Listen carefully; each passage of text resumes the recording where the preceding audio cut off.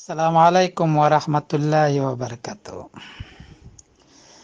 یہ پرائیویٹ رویت ہلال کمیٹیوں کی شرعی حیثیت، یہ آپ نے پورا ذکر فرمایا حضرت۔ یہ جو پوپیل صاحب کرتے ہیں، یہ تو آسمان پر چاند ہوتا ہی نہیں اور یہ گواہی لے رہے ہیں۔